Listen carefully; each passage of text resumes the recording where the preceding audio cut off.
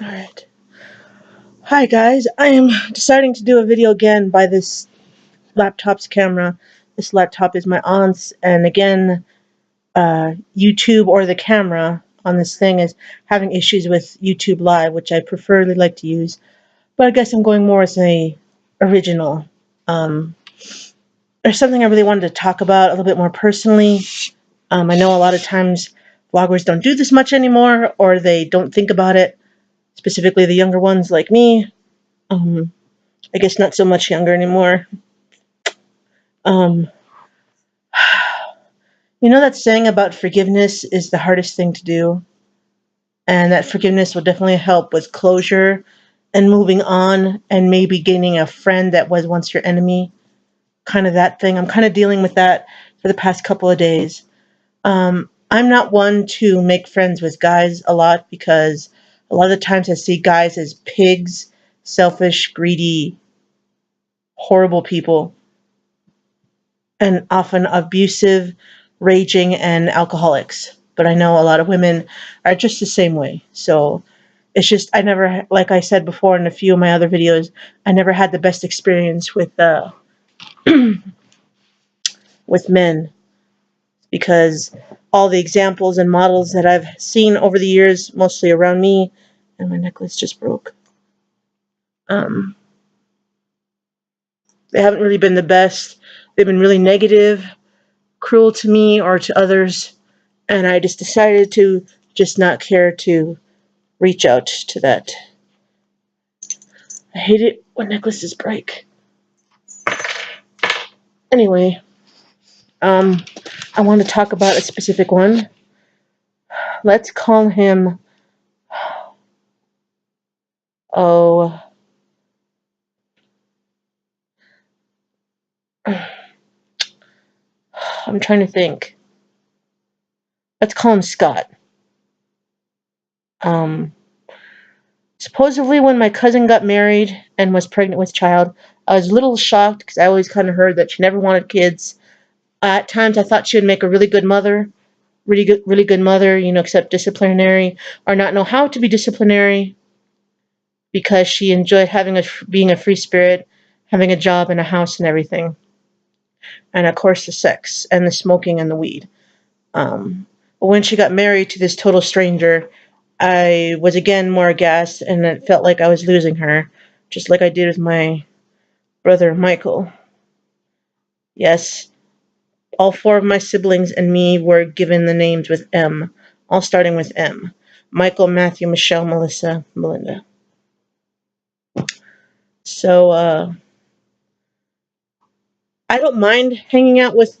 I didn't mind this guy at first because he seemed, of course, he was a football nerd, and he liked Marvel Universe, which I liked, and a lot of metal music. He likes coffee, the Xbox.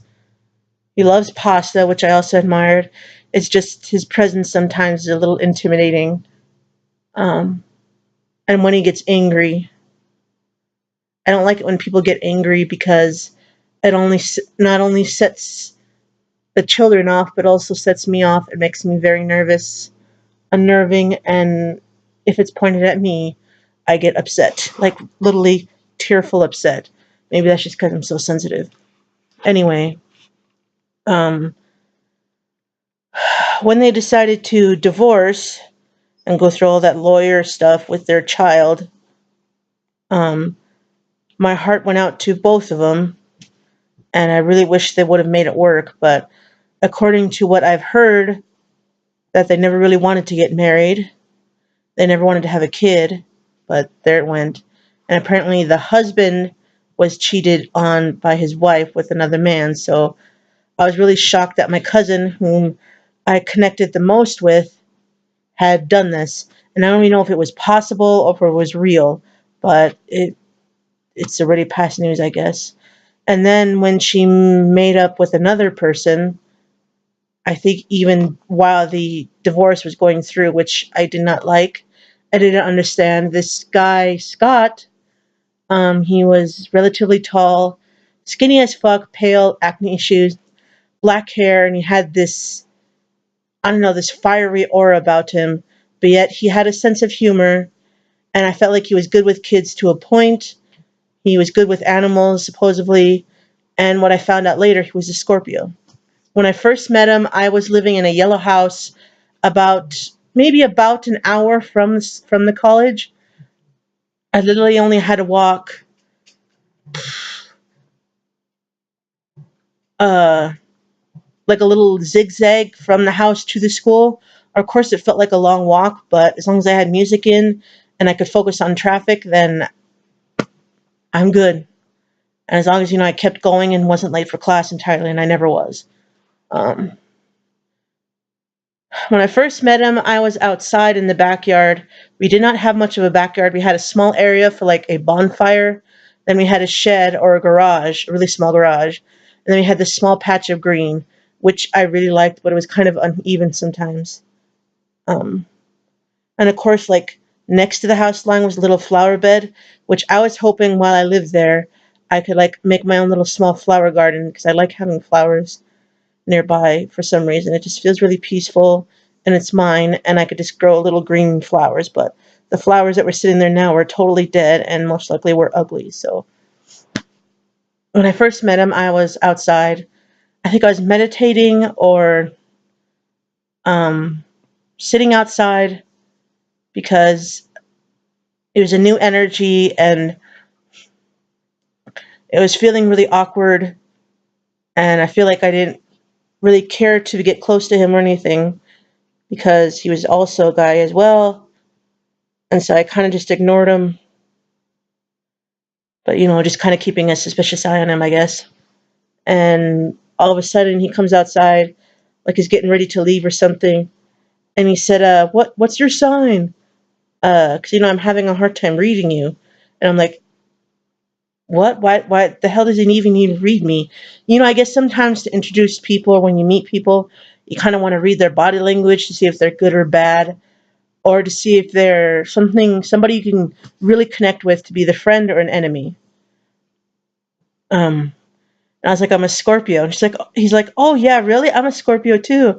And then when he kind of started talking about empathy, spiritualism, being introvert and extrovert, he apparently is an extrovert, and I told him I'm an introvert. So I was like, I get we can maybe get along in some cases, but not a lot because he likes to be around people and be very outgoing and loud. But me, I like to silence, quiet, and kind of hiding away from people because it's too much. And he's like, yeah, I could really hardly ever read you. I thought it was just maybe me or you or something, but I really just could not read you. And I found that really, really kind of interesting or peculiar. And I was like, okay. And I think I made a joke that, oh, it must be my shield then because, I put up this wall to kind of help keep people away from me and out so then I can focus on my life, me, and drawing because I literally cannot handle a whole lot of people close to me. So I just go bloop. And I was like, do not enter and all that stuff. So that was like the first time I met him.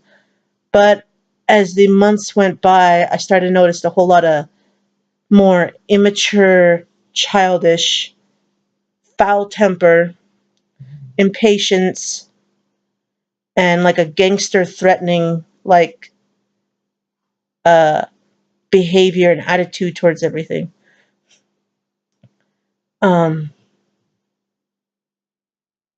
when I first got into my first relationship, hopefully you guys know that story, or hopefully I already did a video on that. The first fight that we got into,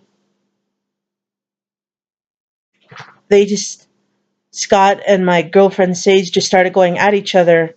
And then Casey got into it and they're attacking my girlfriend for no apparent well, it probably was for a reason. And they're saying, you're disrespecting my my girlfriend, you're disrespecting me, you're disrespecting Melinda, you're taking advantage of us, you're yelling, and then a whole bunch of other threats like, I'll throw you on your ass. Yada yada yada yada yada blah blah blah. It was such a really rough tension time that I was afraid for not only my life, but for my girlfriend's life and for the kids around and my niece that my teenage niece does oddly around the house at the time just to have a place to hang out to. And the third fight, it always ended up in tears and steaming rage and long silences. The third and final fight, she actually was going to go down to pack to leave because apparently she was supposed to be giving more rent than what was promised, and I did not like that. Um, I felt like not only were they being unfair to her, they were emotionally and mentally attacking her and abusing her. And if there was a fight that was going to break out, not only was I going to call the police, but I was going to end up having to step in between all those three. As much as it was going to kill me, I wanted to protect my girlfriend from my cousin and Scott. And I literally broke down crying after the last one because everyone went to their separate rooms. I had my phone with me. I got to know my girlfriend's mom, uh, Betty. Let's call her Betty for privacy purposes. And I went outside, and there was still Wi-Fi outside as long as you stayed super close to the house. And I stepped outside, and I literally started bawling and crying because I felt such utter defeat. I felt like I couldn't protect her. I felt so hopeless and defenseless that I failed. That my whole plan for us to get to know each other, to slowly introduce her into my family, and to maybe make friends with some of my family members because I know she didn't have a whole lot of actual real friends. Because while I was texting her before she moved down here, she was robbed, her mom was drunk all the time, or she was with heroin friends or whatever, or meth, and she was not in a positive environment. And I wanted to bring her into this environment to hoping that having some of my family and some of the love that I experienced with them on a rare occasion, that helped make her feel better and to have the confidence to try to build her life back together. And it all failed and blew up in my face. And I was messaging Betty and saying, I failed, I couldn't protect her. There was a big, huge fight. Uh, she was threatened to get beaten and she got kicked out literally. She's going downstairs to go pack. I'm sorry, I couldn't protect her. I feel like a failure. And then a few months after I was trying to calm down, because my anxiety was so high, felt like I was hurt so much by Scott and my cousin. Um, and all of a sudden I got a message back from her and said, it's okay, it's okay. They decided to stay. Um, Casey actually went to go apologize to my girlfriend and said she was sorry. She overreacted a little bit. And, don't worry, you're okay. You're fine. But it did not go well at all. My girlfriend had had enough. She said she had friends in Tennessee. And that was the end of that story. And I felt after, as soon as she moved away, I gave her a hug goodbye and I said, I feel like this is all my fault. Our plans to get to know each other more on a deeper level and maybe hopefully move away from Minot went all up in flames, and it felt like it was all my fault and my family's fault. And of course, my girlfriend said some of her last words is, don't blame yourself. I was like, I probably literally am going to be for at least a few weeks, months. And, yeah, um, Sage finally got to Tennessee safely. Casey actually kind of gave her a hug goodbye, which is a bit of a surprise. But everyone else stayed in the car. It kind of hurt a little bit more because at least Casey was showing some sense of humanity and sympathy for what all happened. And um,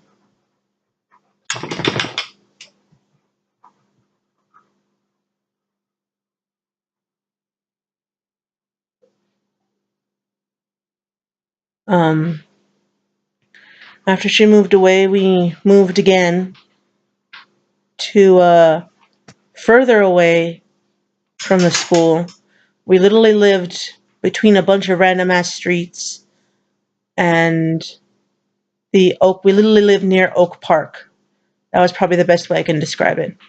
Between Oak Park and another neighborhood, which would have taken me longer just to get from my house to the middle of the neighborhoods and then to school. I literally came in through the back way. I literally came that little corner church that I told you guys about was called Daisy something or Flower or something. I literally came in the side way of that church and entered through the back part of the campus and then went to school that way. And we lived under, there was a specific neighborhood that was across from an industrial building or something. And this house was actually, I think, next to a big, huge parking lot with a small ass tree. And there was a house full of Chinese or Japanese people. And they rented a whole house that was actually downstairs. And the Chinese family, or whatever, owned the deck and the sunroom, which I thought was a little unfair because I love sunrooms a lot. If you can get, a few couches and a book or something in there, a bookshelf full of books, you can have a perfect place to smoke or just to read happily in the sun. But of course it belonged to them, so we're not allowed to go in there or whatever. And I did not have the best of times with Casey and her boyfriend Scott. And of course, with the poor kid that she had with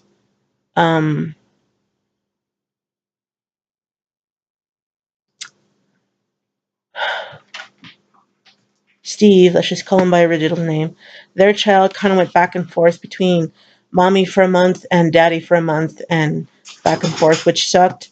I'm pretty sure he's going to realize that sooner or later. And her decision is going to affect the kid already, and then he's just going to explode. I already knew that's going to come sooner or later. Anyway, there was about 1, 2, 3 rooms, a single bathroom, and actually really big, huge living room that I actually really liked.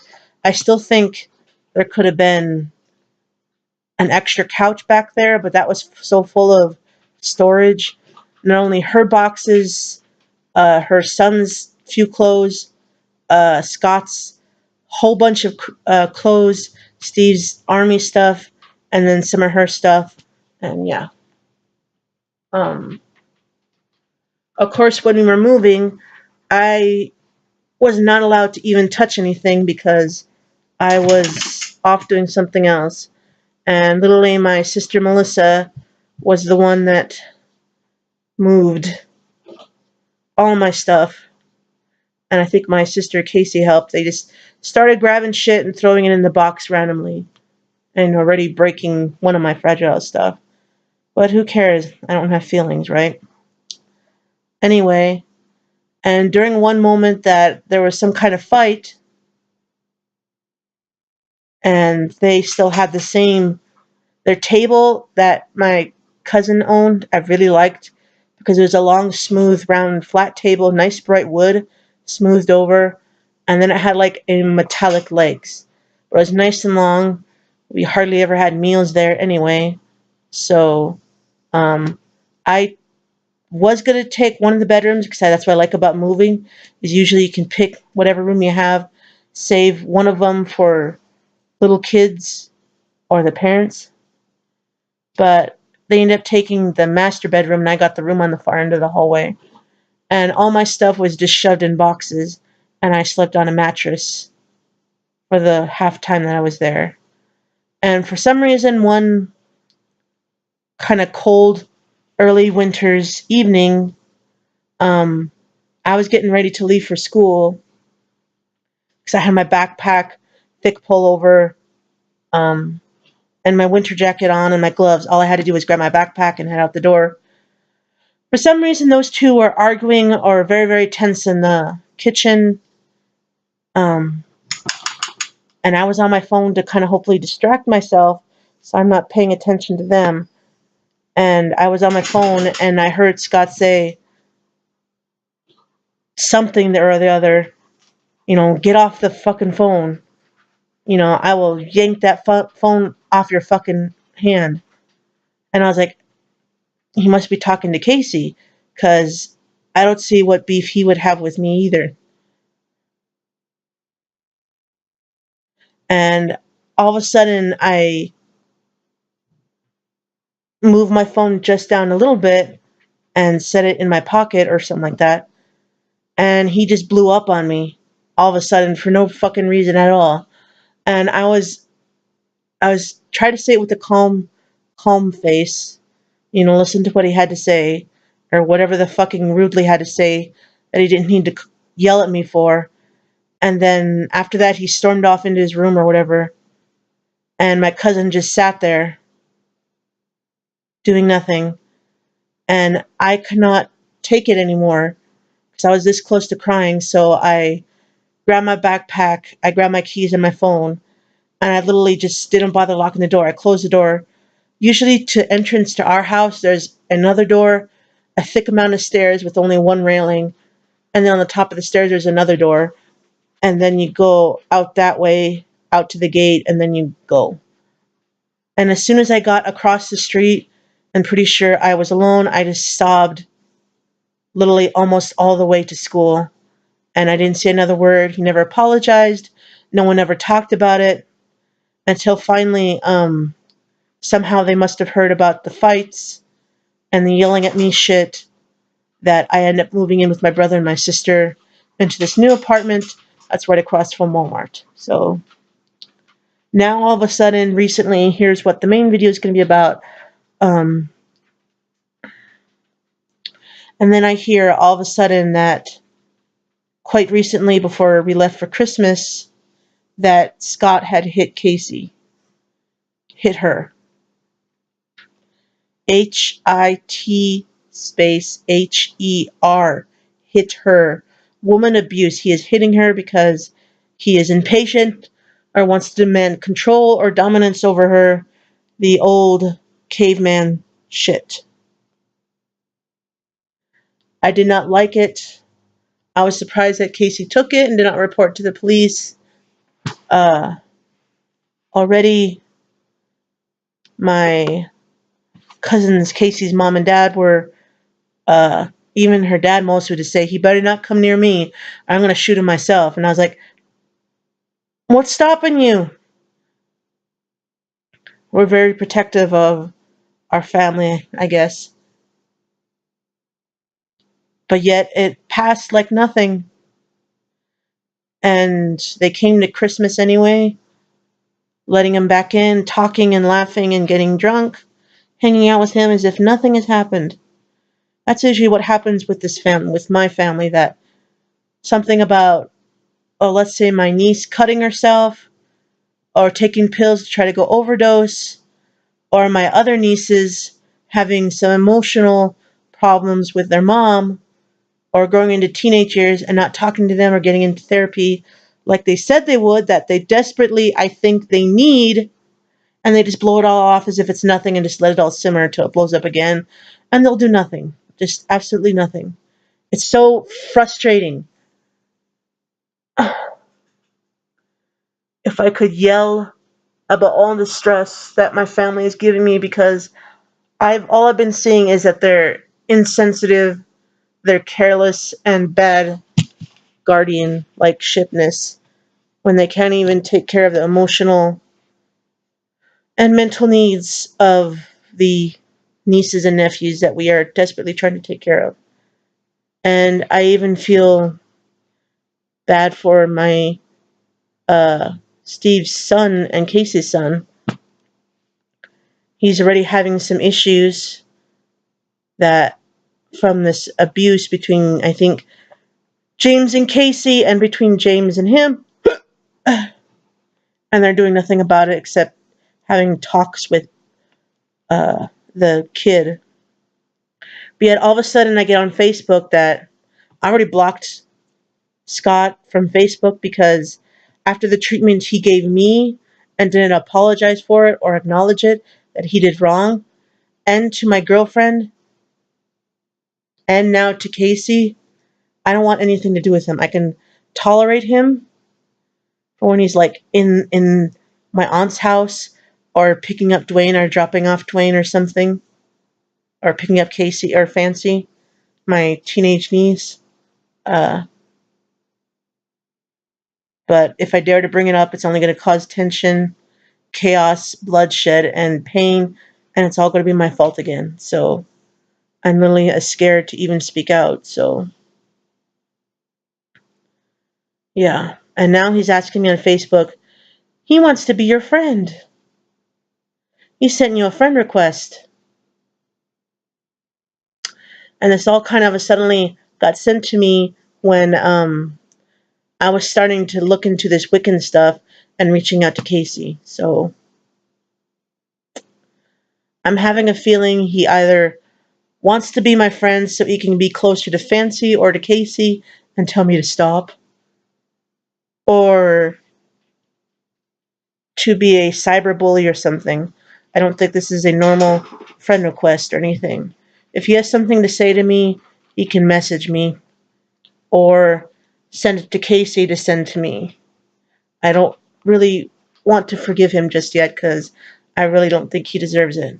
Just because he was sort of seemingly well behaved at Christmas and at Thanksgiving doesn't mean I want his toxicity or negativity in my circle. I'm trying to start off 2019 positive and without any toxic friends. I finally kicked out one of my major toxicities away from me, and so far it's a little less dramatic. So if you guys have any advice on how to keep this guy away from me, or anything about forgiveness, I really don't think I should. Thankfully, no one's mentioning it. I thought Casey would come up and say, "Oh, why haven't you accepted James's or not James's? Yeah, that's his name.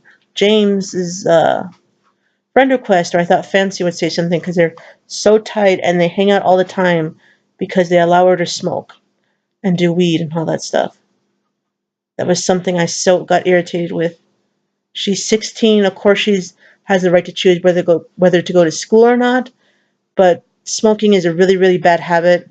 It literally kills people, and yet they let her start doing it. I didn't have a problem with it.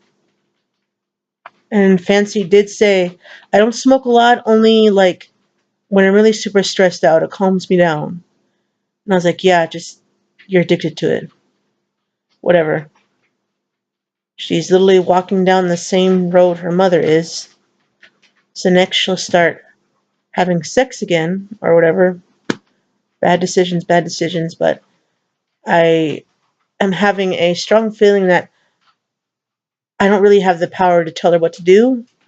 I really hope she makes the right decisions to take care of herself and her future.